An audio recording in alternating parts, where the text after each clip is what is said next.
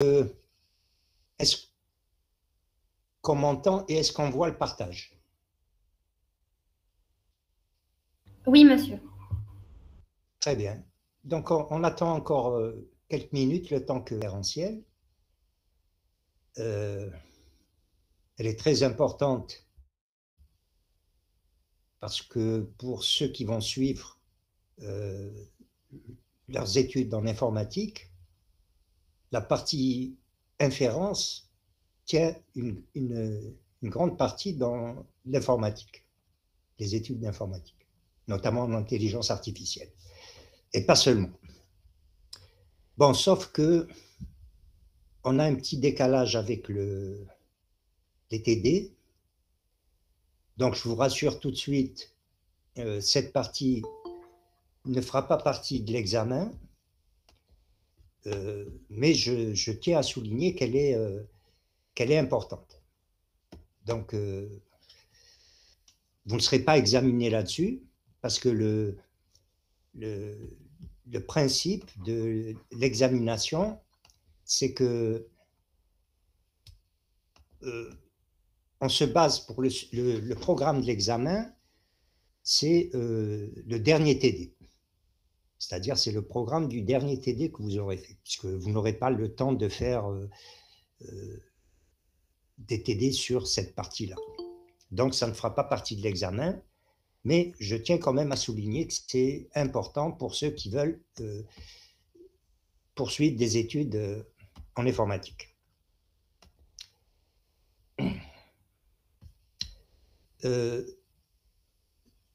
Donc, on a vu un petit peu, on a discuté un petit peu de la partie statistique, parce que on a parlé de loi de probabilité, hein, comme il en existe en physique, hein, si ce n'est que P égale mg. Alors, on a dit qu'il y a deux façons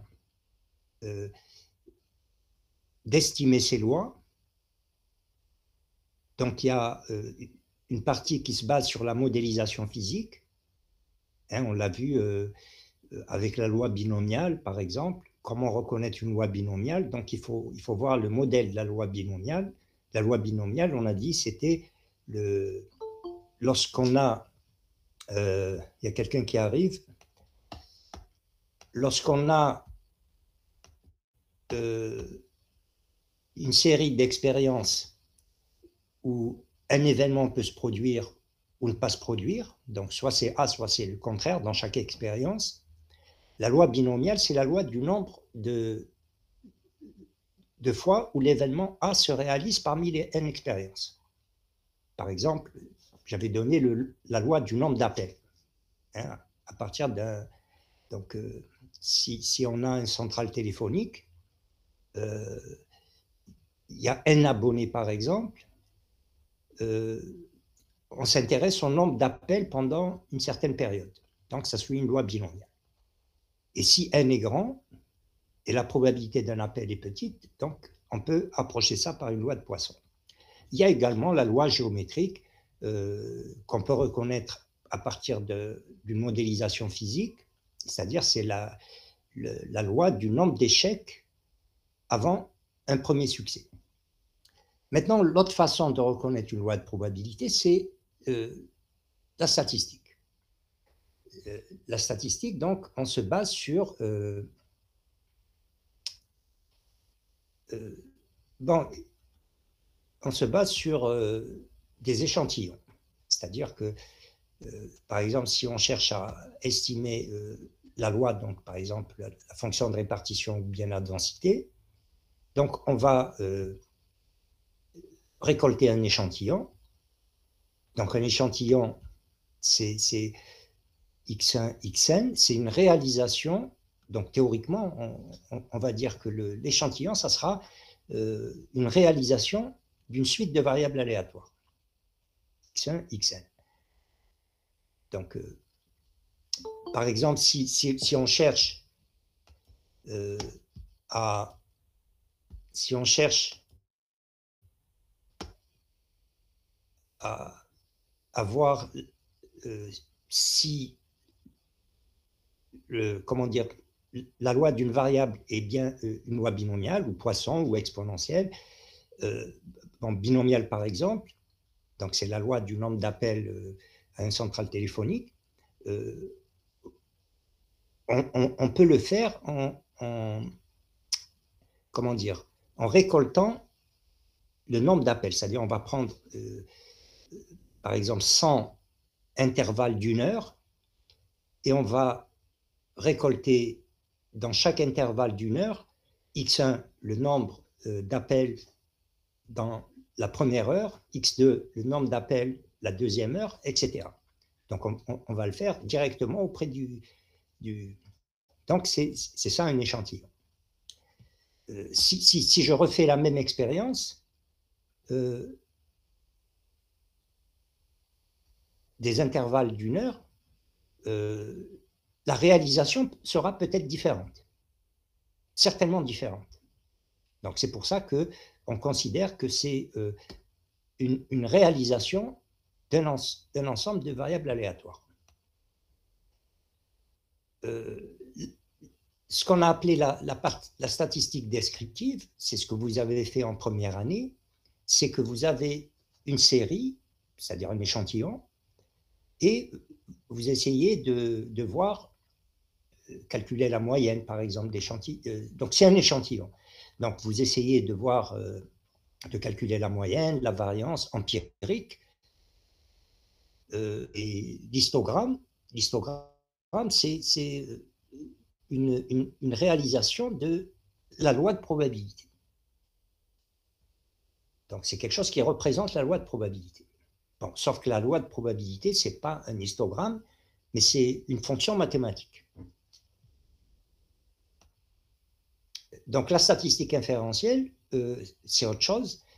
L'objectif, c'est d'émettre des conclusions sur la loi de f de i, c'est-à-dire soit déterminer la moyenne, la vraie moyenne de la loi, à partir de la moyenne empirique, soit la loi elle-même.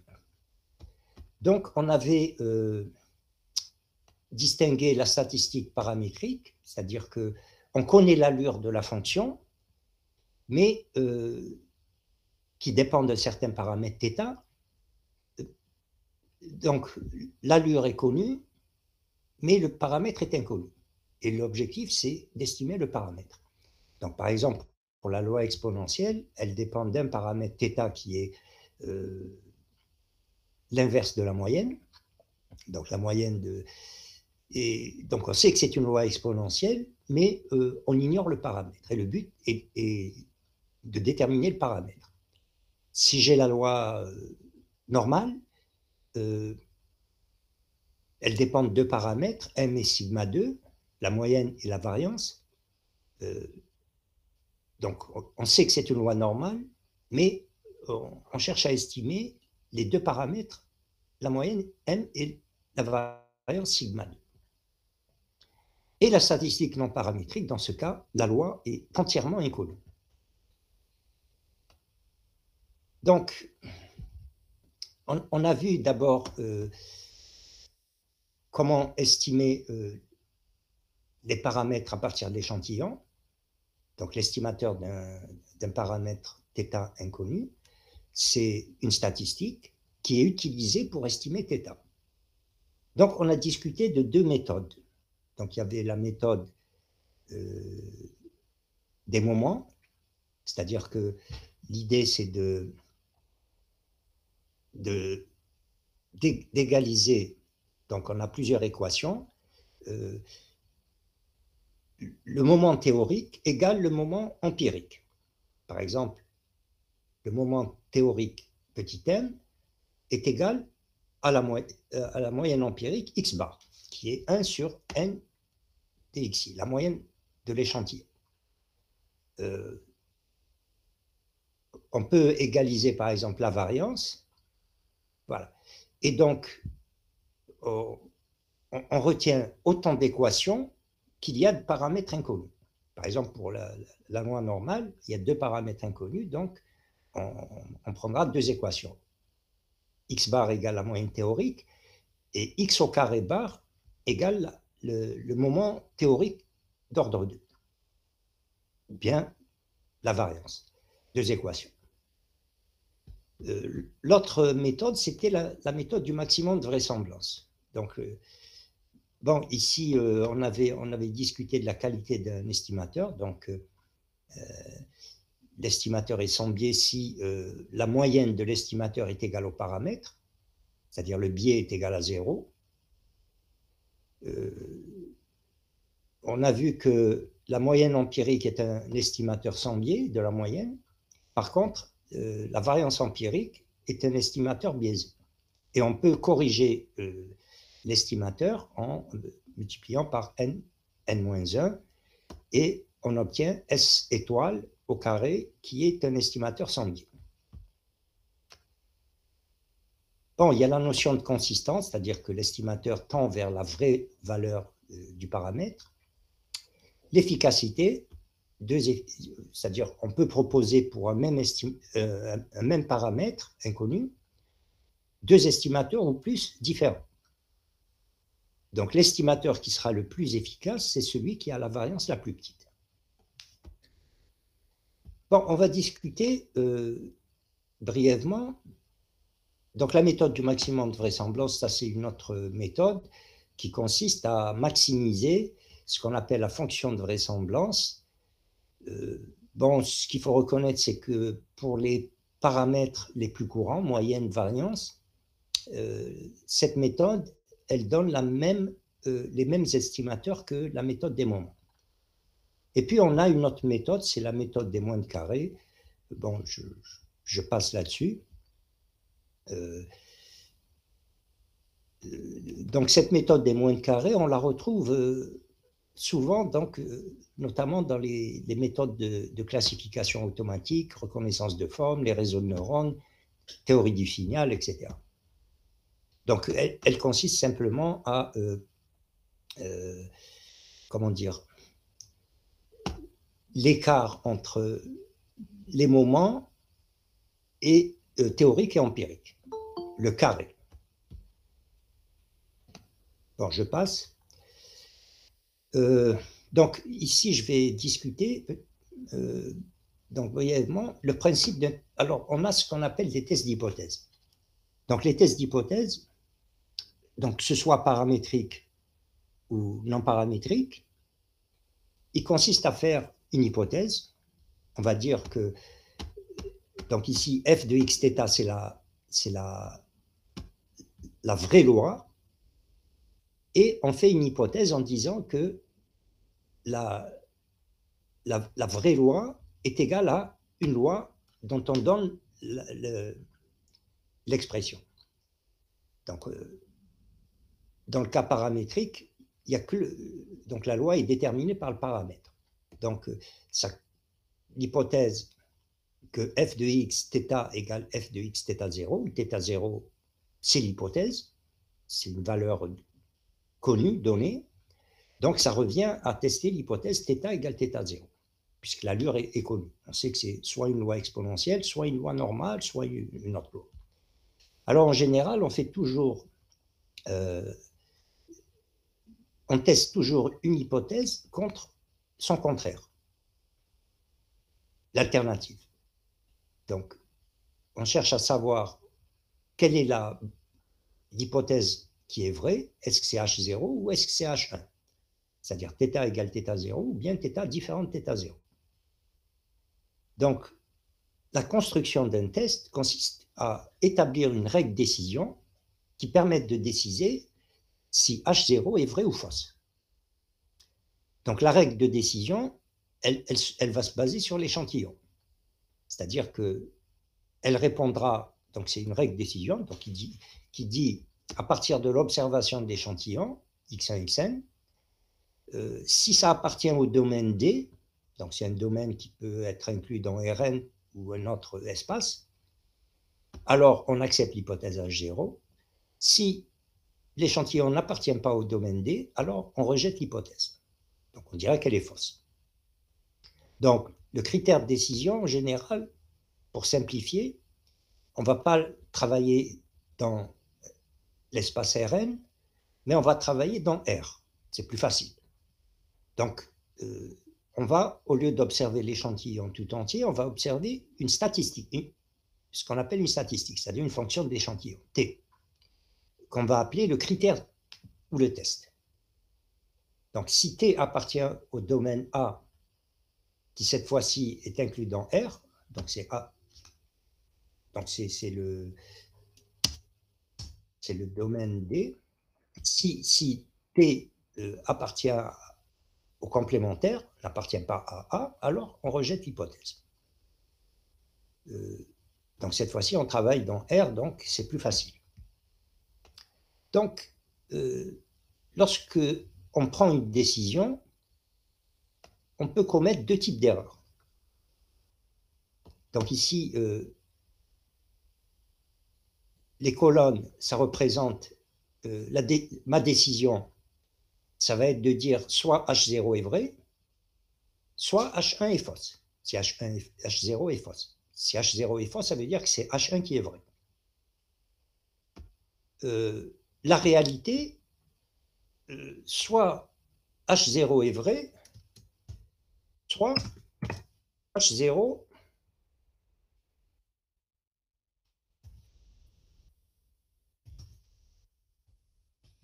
est fausse.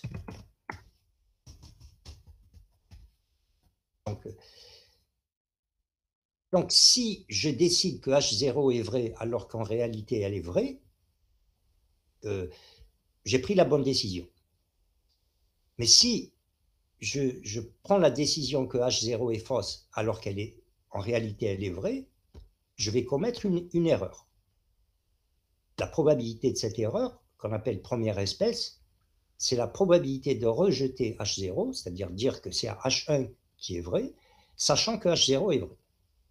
Et la deuxième type d'erreur, c'est de décider que H0 est vrai alors qu'elle est fausse. C'est-à-dire accepter H0, sachant qu'elle est fausse.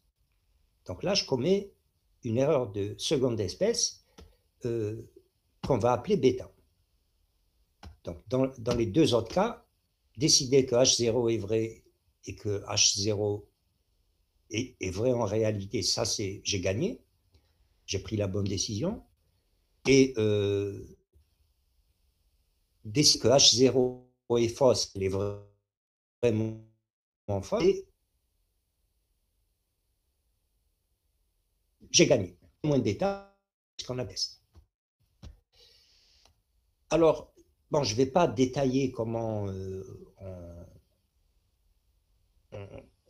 on tient le test, on va juste voir comment l'appliquer. Donc, l'application est facile. Bon, la construction d'un test, mathématiquement, c'est un peu compliqué. Parce que pour construire un test, il faut faire en sorte qu'on minimise les erreurs, alpha et bêta.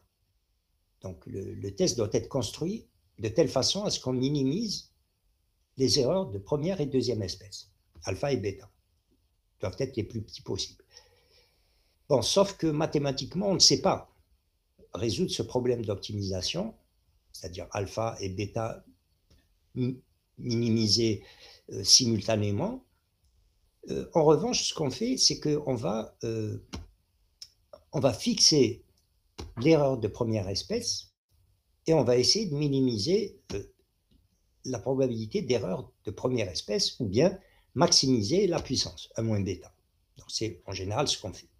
Donc, alpha, la probabilité d'erreur de première espèce va être fixée. Généralement, c'est 5% ou 1%. Donc, et ensuite, il faut choisir la statistique T. Elle doit être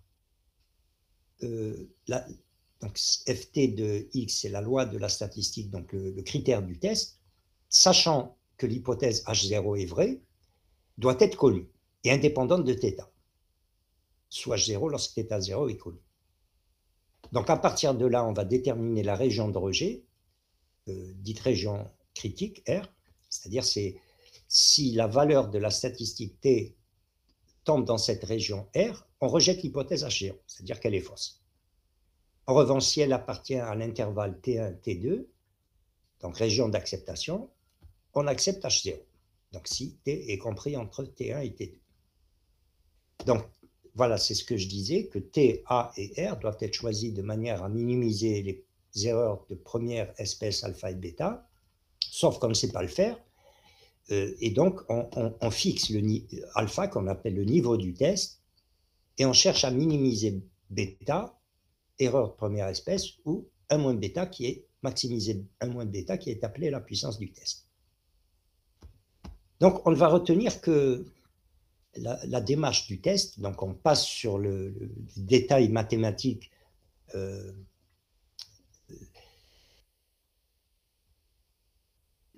pour voir comment appliquer le test. Et on va voir des exemples. Donc, la démarche du test, c'est la suivante. On commence par fixer la probabilité d'erreur de première espèce, c'est-à-dire alpha. Soit c'est 5%, soit c'est 1%. Donc, c'est la probabilité de rejeter H0 lorsqu'elle est vraie. Donc, décider que H0 est fausse alors qu'elle est vraie. Donc, on choisit un échantillon, donc plutôt une réalisation d'échantillon, x1, xn. On calcule la valeur observée du critère, donc il dépend de cette réalisation de l'échantillon, et on détermine par calcul, donc il y a des formules, ou bien dans les tables disponibles à cet effet, les valeurs critiques, donc les bornes de l'intervalle d'acceptation ou de rejet. Donc elles vont dépendre de alpha, la probabilité d'erreur de première espèce. Donc la probabilité d'accepter l'hypothèse H0, donc la probabilité que T appartienne à A, ça va être la probabilité que T compris entre x alpha sur 2, on va voir le schéma tout de suite, x alpha sur 2, x1 moins alpha sur 2, qui est égal à 1 moins alpha.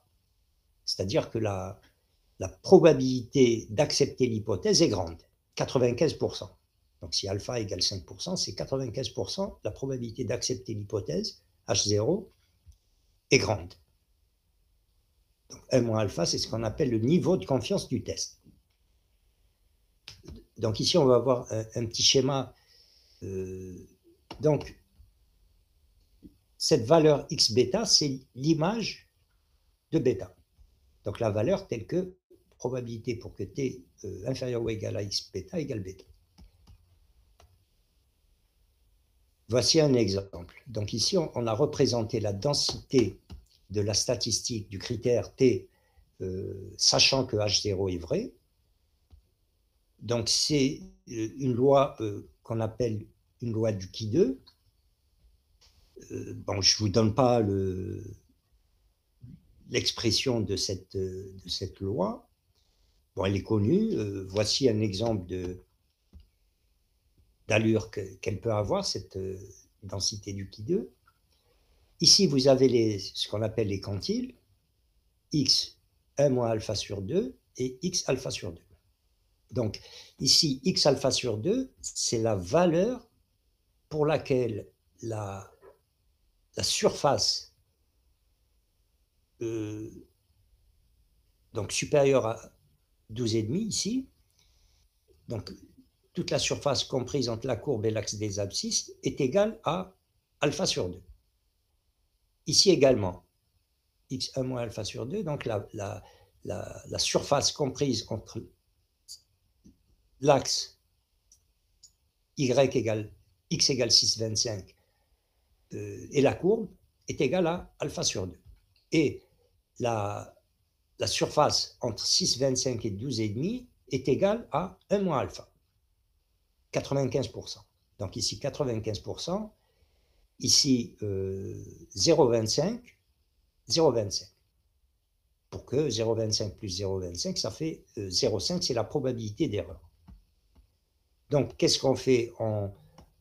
Si la valeur de la statistique T est comprise entre 6,25 et 12,5, on accepte l'hypothèse H0, donc θ égale θ0. Si c'est compris à gauche de 6,25 ou à droite de 12,5, on rejette l'hypothèse. Donc on dira que θ différent de θ0. Alors, juste pour vous représenter ce que c'est que... voici, donc on a des tables disponibles, et donc ces tables, si vous avez un module, un programme ou un langage qui utilise les statistiques, donc il vous donne un petit peu ces valeurs-là. Donc ces valeurs-là, c'est quoi? C'est pour... Alors, la loi du qui2, elle dépend de deux paramètres. Donc ici, elle va dépendre de K qu'on appelle comment on l'appelle déjà? Bon, ça va me revenir. Donc, elle dépend d'un paramètre K. Donc, la probabilité pour qu'une variable qui suit une loi du qui2 soit inférieure à qui2 au carré Kp égale P. Donc, en fait, c'est la surface. Donc, ce qui2 Kp, c'est la valeur ici telle que la surface assurée est égale à P, et donc la surface blanche ici, c'est égal à 1 moins P. Alors, comment on se lit ici, par exemple, si je prends... Ah oui, K, c'est on appelle le degré de liberté. Bon, je ne vous explique pas pourquoi. Donc ici, par exemple, pour un degré de liberté 10, donc vous venez ici à la ligne 10. Alors, si on vous donne 0,05 le P, donc 0,05, ça veut dire que... donc ici, vous voyez que c'est... Une minute, hein.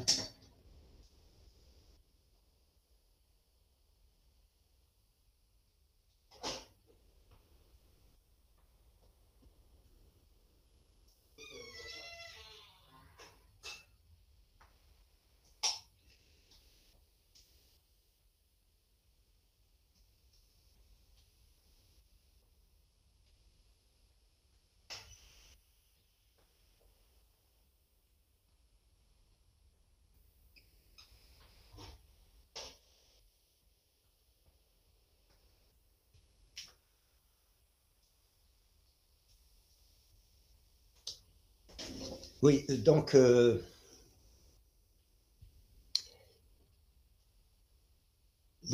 ici, la probabilité pour que... donc ici, si on vous donne pi2, 10, 0,95, donc la surface assurée, c'est 0,95, donc il faut prendre ici la colonne 0,95. Donc 0,95, vous allez à 10, et on trouve 18, 308. Donc et on peut faire la même chose, soit on donne qui de Kp, alors à ce moment-là, il faut venir ici, par exemple, si je donne 30, donc 30, il y a, voilà, ici 30, donc on en déduit donc ici 30, on en déduit le P, 0,99. Voilà comment se lisent ces tables. Alors voici un petit exemple. Supposons qu'on cherche à tester la moyenne d'une loi normale qui a deux paramètres, mu et sigma carré. On suppose que la variance est connue. Donc, le test, on cherche à tester. Donc, on sait que c'est une loi normale. On connaît la variance. Et on cherche à tester est-ce que la moyenne est égale à mu0. Donc, l'hypothèse H0, c'est mu égale mu0, où mu0 est une valeur connue. En guise de critère du test, on choisit la moyenne empirique. Donc, x bar, c'est égal, c'est la moyenne empirique. 1 sur n.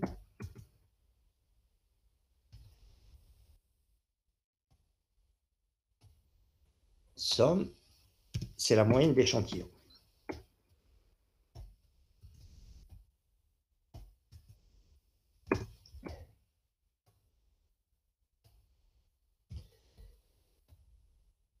Donc, si H0 est vrai,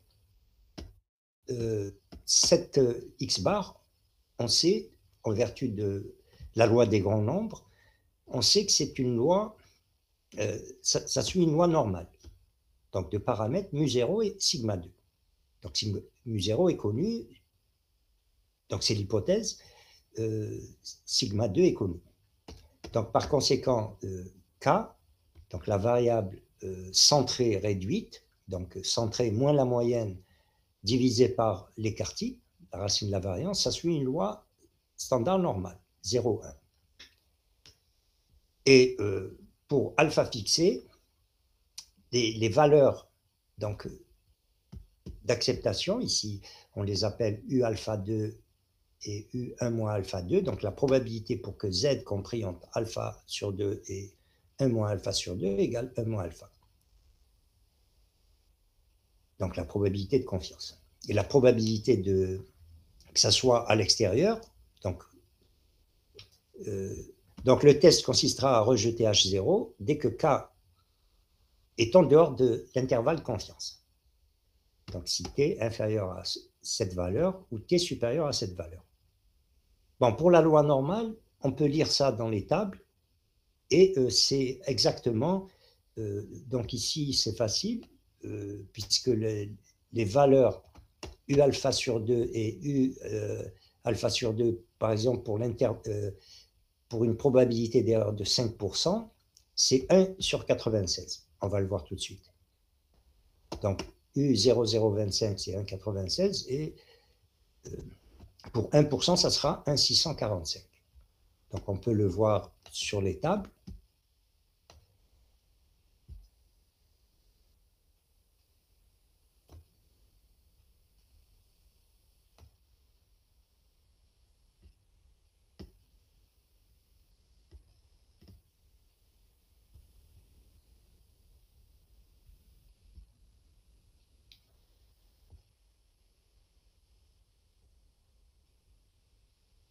Donc, ça tarde un petit peu à venir.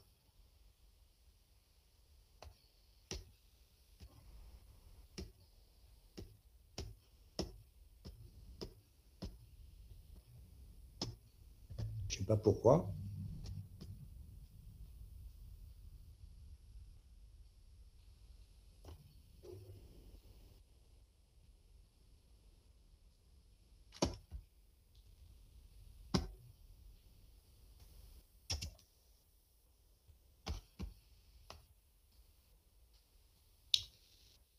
Donc ça, c'est d'autres lois qui... Bon, j'en parle pas. La loi de Poisson. Donc je vous ai envoyé ces tables.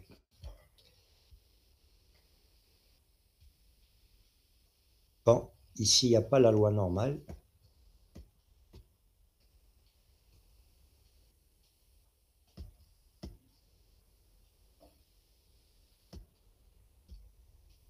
Non, il n'y a pas la loi normale. Bon, mais allez, en tout cas, pour alpha égale 5%, donc c'est 1,96. Bon, il y aurait d'autres tests pour lorsque la variance est inconnue, par exemple. Ensuite, il y a des tests, on connaît la moyenne, mais on cherche à tester la variance, etc. Bon, je vais donner un exemple de statistique non paramétrique lorsque ce n'est pas uniquement, on ne connaît pas l'allure du tout, c'est-à-dire on ne connaît rien. Et on cherche à estimer la loi.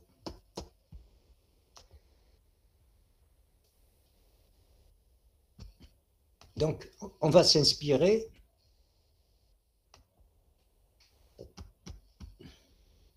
Alors ici, bon, ce n'est pas l'objectif du cours, mais ça peut vous donner une idée pour ceux qui feront master par la suite, ce qu'on appelle les modèles de file d'attente. Donc, j'enseigne en master M1 un module qu'on appelle modélisation et évaluation des performances des systèmes.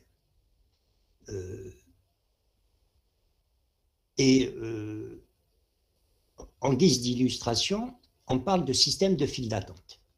Donc les systèmes de file d'attente, qu'on appelle également théorie du service de masse, le but c'est d'évaluer ce qu'on appelle actuellement la qualité de service, la COS. Alors, il y a des applications, donc en informatique bien sûr, le web, ARPANET, etc. Donc, je vais juste... voilà, donc voilà ce que c'est qu'un système de file d'attente. Donc, on a des serveurs en parallèle, identiques, leur taux de service, donc la vitesse de service c'est mu. Il y a des arrivées, des clients. Si il y a au moins un serveur de libre, donc le client va être servi. Une fois qu'il est servi, il va quitter le système. Si tous les serveurs sont occupés, alors les clients qui arrivent sont mis dans une file d'attente, selon une certaine discipline. Ça peut être FIFO, premier arrivé, premier servi, LIFO, dernier arrivé, premier servi. Ça peut être random, au hasard. Ça peut être processeur partagé, comme dans les systèmes d'exploitation, ou bien processeur partagé, c'est-à-dire que chaque client va recevoir la même quantité de services. Il y a round robin, donc chaque client reçoit un quantum de services et ensuite, si au bout de ce quantum de temps, son service est terminé, il quitte le système, sinon il revient dans la file d'attente, etc. Bon, l'essentiel, on ne va pas discuter de ces problèmes de file d'attente. Donc, l'objectif simple, donc les exemples, vous en avez beaucoup. Hein. Par exemple, à la poste ou à la banque, vous avez des serveurs, c'est des guichets. Et les clients, c'est les clients. Ça peut être un central téléphonique. Donc, les serveurs, c'est les lignes téléphoniques. Et les clients, c'est les abonnés, les appels. Dans les systèmes production, les serveurs, ça peut être les machines ou les réparateurs, et les clients, c'est soit les pièces à traiter, soit les machines en panne. Et donc, l'objectif, c'est de... Bon, on peut avoir effectivement plusieurs systèmes de fil là, c'est des stations, appelle ça des nœuds, dans une vers station.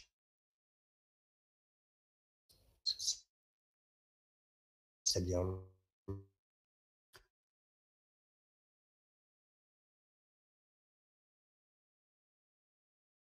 entre elles.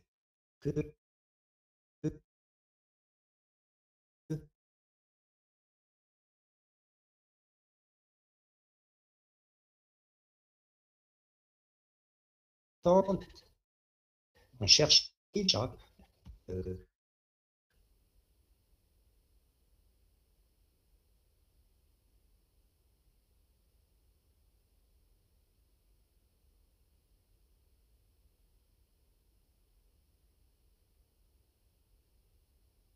le temps de perte. Alors, les clients servent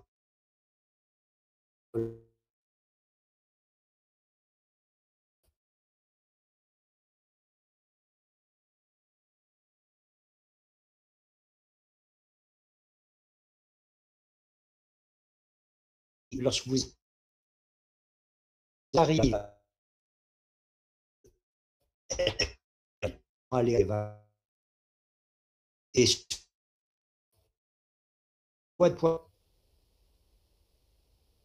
pour étudier le attente, on va estimer la loi des arrivées. Est-ce que c'est une loi de Poisson ou pas? Même chose, le temps de service, ça peut être, c'est une durée, donc continue, une variable continue, qui peut suivre, par exemple, une loi exponentielle ou gamma de paramètres mu. Donc, le temps de service est également aléatoire. Donc, il faut estimer la loi de probabilité. Donc, avant de commencer à récolter, on va mesurer les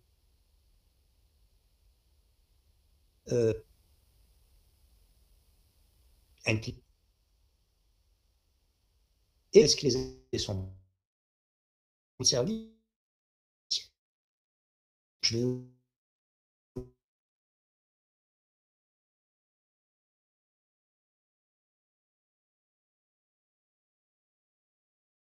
problème quand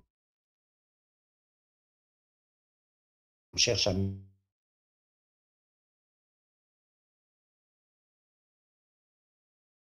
mutation, tant d'inactivité.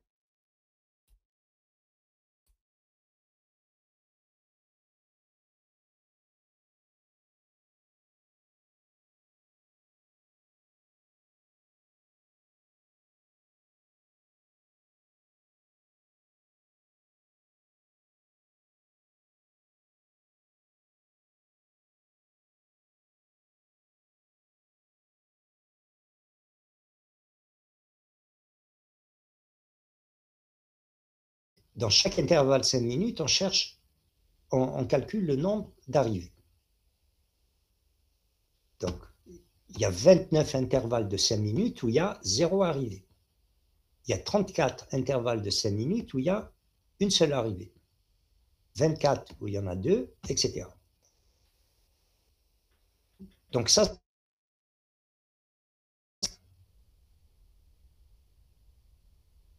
en descriptif. Donc on peut calculer la fréquence observée, 0.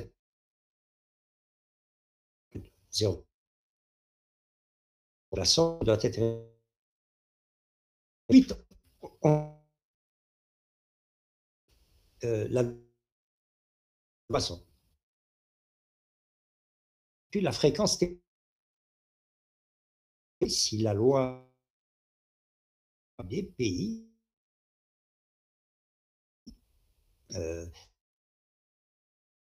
là, le paramètre, il est trouvé à partir de moyenne empirique, donc 1,26. Voilà.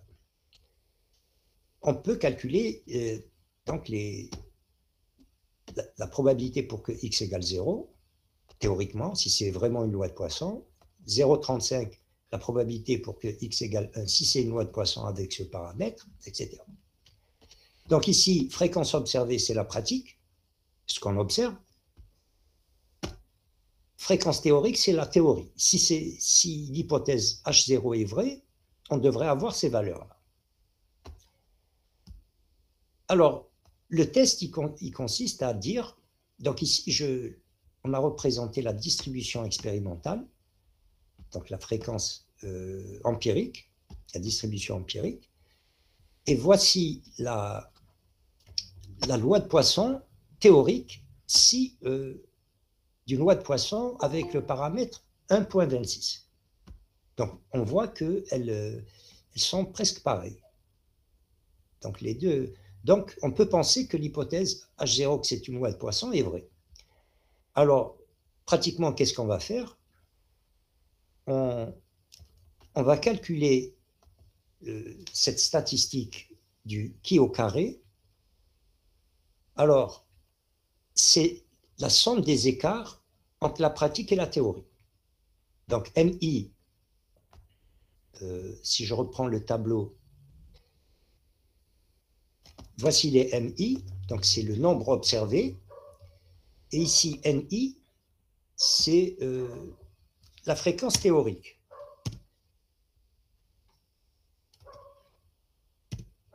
C'est-à-dire si c'est vraiment une loi de Poisson, de paramètre 1,26, le nombre théorique devrait être égal à ceci, 100 fois PI.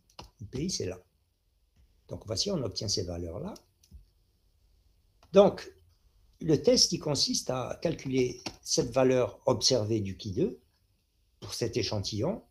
Donc, c'est l'écart quadratique entre la pratique et la théorie, divisé par n. Donc, si l'hypothèse d'une loi de Poisson est vraie, cet écart doit être petit. Donc, plus petit qu'une valeur théorique correspondant à une loi du Qui2. Alors, ici, bon, il y a un petit détail. On a vu que la loi du Qui2, elle dépend du degré de liberté. Alors, le degré de liberté, comment on le calcule? C'est le degré de liberté, je l'avais noté K, donc c'est le nombre de classes. Donc, si on regarde, il y a 5 classes ici, hein, sur l'histogramme, moins 1, moins le nombre de paramètres estimés. Donc, nous, on a estimé un paramètre qui était la moyenne. On a trouvé 1,6. Donc, le degré de liberté, c'est 3. Si on prend pour niveau de confiance 95%,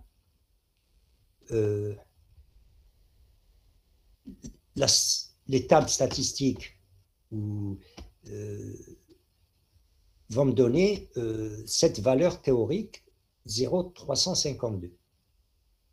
Bon, je vais peut-être essayer de la reprendre, la table.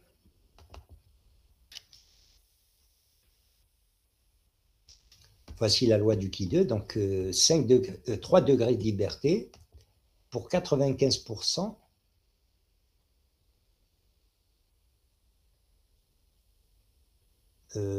Là, il y a une erreur. Pour 95%, devrait trouver 7,81. 7,81. Je ne sais pas pourquoi j'ai pris ici 3,52. Donc, c'est une erreur, mais ça ne change rien au test.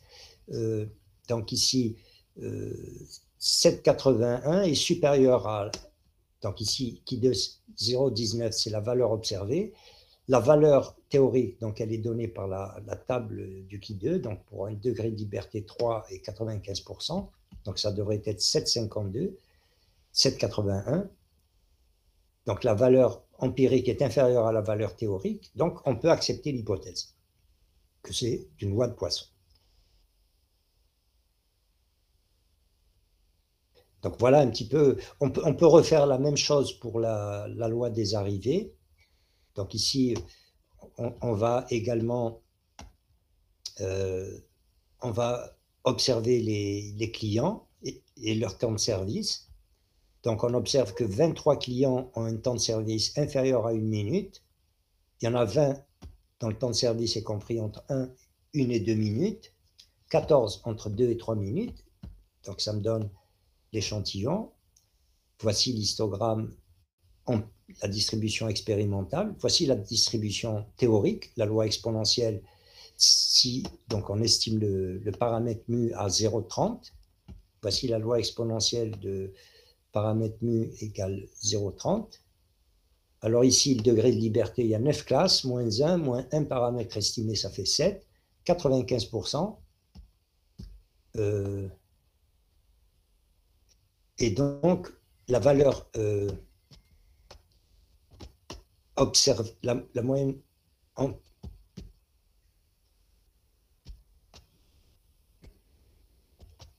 la valeur calculée, c'est 0,9, la valeur théorique, c'est 2, donc lu dans la table. La valeur calculée, observée, est inférieure à la valeur théorique, donc on peut accepter l'hypothèse que c'est une loi exponentielle. Voilà, donc j'ai présenté un petit peu le... Donc je vous enverrai bien sûr ces documents. Voilà, donc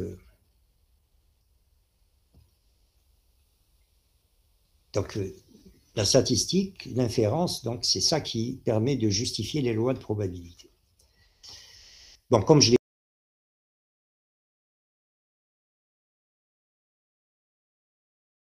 le programme vu au dernier TD, donc celui que vous allez faire tout à l'heure. Voilà, donc J'arrête là. Et bon week-end. S'il n'y a pas de questions. S'il y a des questions...